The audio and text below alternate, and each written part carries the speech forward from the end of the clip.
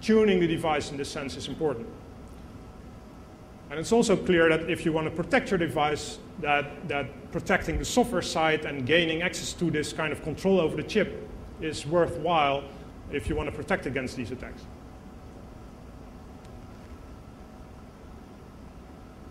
What you can say about power analysis on an embedded device is, in general, it requires much more knowledge and much more detailed knowledge about the device compared to a smart card, where it's already defined what's the input, and you just need to figure out if it's like a 5-volt device or a 3-volt device or 1.8. But that's basically it. So it's a lot more work. So what's an alternative? Electromagnetic analysis. The way electromagnetic analysis works is you use a coil to measure the field above a chip. Everything that has a current flowing will generate a field based on the Maxwell laws that is proportional or related to that current that's flowing. So if I can pick up that current, then I may not have to cut wires or do any invasive work. I can just watch above the chip. And that's kind of the idea of doing electromagnetic analysis. Now, because you're looking at a field above a chip, you now have an added dimension. First, I just had this wire going in, and I've kind of this one-dimensional property. But now I have like an XY space above the chip, and I could even go in Z direction, but that doesn't make much sense. You want to be as close as possible for the strongest signal. But you still have an XY area, and where's the best place? And actually, there's no easy answer for that. So EMA is still very much an active research topic because it's also so difficult for the manufacturers to actually do something about it. If you have a device and its physical property is to emit, then it's not so easy to make it not emit. Actually, it's hardly possible. And it's even more difficult to make that emission like information neutral. Like with power, you can kind of put a big capacitor and then it becomes flat and you don't see much behavior anymore. But with the EM, that's much more difficult. So that's why it's a very interesting topic still. So how do we use this? Actually, what we built is a probe that does this kind of analysis, or actually sensing. And it's made of a very tiny coil. So this coil is like 1 square millimeter. And then it's combined with a differential amplifier. And I've got the setup here on my desk. And I think the guys from the video can show you a little bit. And what I want to show is that you actually can see that there's quite a changing field above that chip. So what I've got here is a tool that we can use to do the acquisition. And what it will do is, yeah, maybe we can switch. I'm not sure how we do this. Yeah, so basically, if you can zoom out a little bit. Zoom out, so bigger. Yeah, so here we've got an oscilloscope, which is a USB oscilloscope, and it's connected. Yeah, you cannot see the wires exactly. But here is a tip, which is the trigger. And the device below is actually doing the, in this case, a DES. So we're having the software on the PC do a DES every time, and it will trigger. And then I will move around the device like this. So I can put the probe tip above a different area by just moving it around a little bit. And then you can see on the acquisition what happens when we do the acquisition. So here you can see the wire. It's actually connected to an LED port. So I just flip an LED GPIO bit up and down just before and after the DES operation. And it's a software DES, so to make it a bit more visible. So now we need to switch back again to the screen, because then I can show the acquisition. Basically what this does is I just have to choose the device and the COM port I'm communicating over. I'm sending the data that I was talking about, data and measurement. I'm sending the data over a serial port, and then it's operating and triggering, and that's what's happening. And what you'll see is at the bottom you will see the measurements going. So here you see the measurements, and you can roughly see that there are some blocks in there, and it will be 16 blocks because of the DES. And now I'm starting to move it around. So you can see that at different locations, and actually I need to raise it a little bit. In this case, the chip is emitting so much that it's clipping the amplifier. So basically we are not used to getting so much signal from a chip. The chip I'm using is I'll show you the board later, it's an LPC microcontroller ARM, but it's it's not something very small, so it's emitting a lot of signal. But you can see there's quite a bit of difference in the signal depending on where I put the probe. It's quite unusual to see signal everywhere above a chip, but that's because it's kind of a single-purpose device. And also it's using the RAM and all kinds of external stuff, so it's emitting a lot of signal. But you can imagine that there may be only one area on the chip where you see this, and that would be the point to do your analysis. The big question is how to define such a spot in an easy way. Now I'll come back later to this. I have a short video of a device that we built to make this a bit more convenient. And actually, I'm not sure if I have audio on this PC. Was there an audio cable?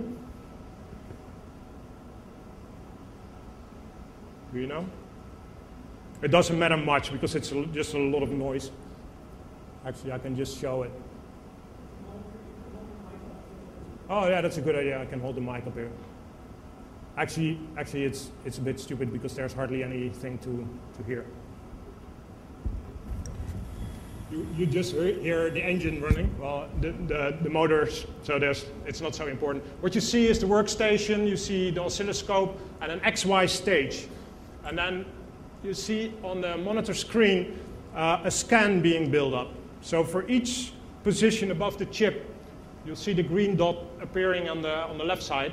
For each spot, it's doing an RSA or a DES.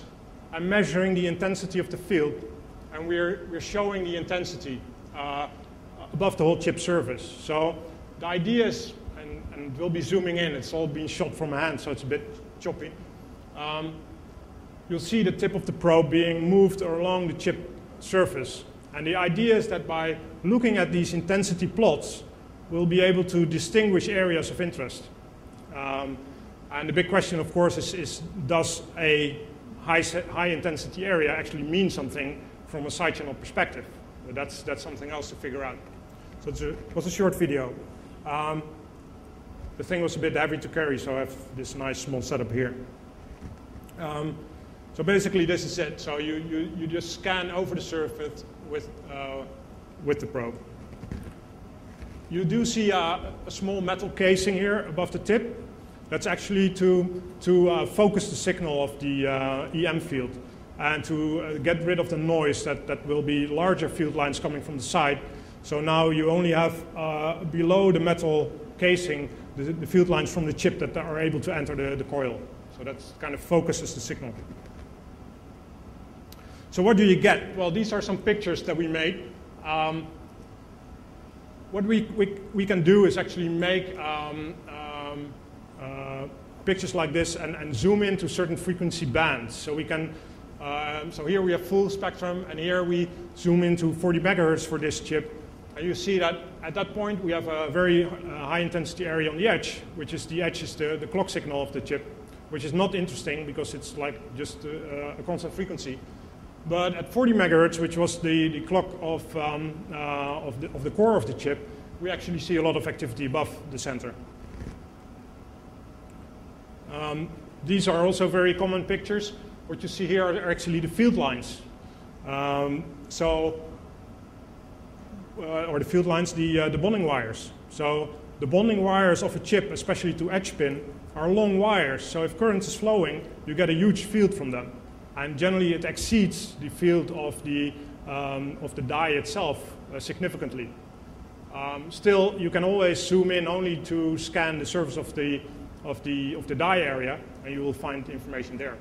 And actually, that reminds me, I was planning to set up a display here that shows some of these scans, but I forgot to start it. So I'll do that now. So I have a measurement here that I started earlier, and I'll make the display while I'm talking, and then later we can see what it did. Actually, I think this was 40 by 40, quite detailed. So this is a stored measurement, and it will now calculate the field lines again and make the picture, and I can show later what you can do with it. So again, here you see another chip, again on the edge. This is a smart card chip. You see a very active area, but if you look at a signal, it's like a pure clock. After some processing, we see now that there's more active area there, and if you zoom in there, we now can see again a DES signal there for a software DES, in this case on a smart card. So there are some kind of methods that we can use to analyze these signals and actually obtain signals, and we can break keys in this way, just like with power. So for like low power, like microcontroller devices without countermeasures, then the power measurement is actually better because you always pick up noise with the EM field. But as soon as the power becomes very noisy or very difficult to reach, then the EM actually is better. And on like advanced chips, we sometimes get like 5 to 10 times better results with the EM signal as opposed to using the power signal. Also because you actually focus your measurement on an area of the chip. So now I'm just focusing on maybe the crypto engine, and I can ignore kind of all the other components of the chip, especially when I can focus that pickup. But the power signal will always be an aggregation of everything happening on the chip. I cannot really distinguish anything in the power. I need to take it as a whole.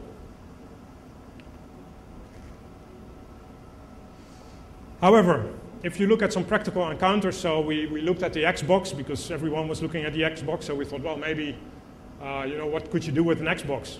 Now, I'm not sure if you know how much power it's consuming, but it's like several tenths of ampere when it's running. And to get that power into the chip, actually, it has this power line. It's got like 3 power lines, but it's really only 1 power supply. And there's like a triangle of copper going directly to the chip here, that it's just power. And so there's not even a single point you can pick up the power anymore. It's like this big, huge plane with a lot of capacitors. And generally, capacitors are terrible for your power signal because they flatten out the power signal. And then you lose the detail, let's say the detail per clock, that you may have information on, of what's happening in the chip. So maybe then you think, well, maybe you can do an EM pickup. So we hover the EM probe above the chip, but yeah, the chip is beneath this heatsink. And if you take the heatsink off, the chip dies in like 30 seconds. So actually, there are practical complications in these kind of high power, high intensity devices. Underclocking it is a good point. Actually, it is underclocked during the boot. At boot time, I think it's only running at like 4 or 40 megahertz. So like it's a 3 gigahertz system, but the boot phase, where it's doing the timing attack now also, is actually running at a lower speed. So you may be able to run it, for instance, if you would have like active cooling or something, then you may be able to run it without the heatsink. So there are still possibilities, but actually the point is that it's not as simple as it looks. Another example, this is a Beagle board, which is a very popular DIY board now. And it's running an OMAP chip. It's one of the new TI chips, a very popular chip. However, if you look at the packaging, the CPU is actually packaged below another chip. So it's what they call a POP, or a package on package. And this is also becoming very common in the tiny embedded systems, is to package stuff either outside of the plastic package, so these are 2 plastic packages on top of each other, or inside the plastic package where they just put the dies on each other. You can imagine that if you want to pick up something from the bottom one with EM, that you're kind of shielded with 2 dies on top of that. So there's oops, it's done. I'll show that later. There's like a RAM and flash memory on top of it. And then if you look at the power line, So the other chip to the right is the power chip.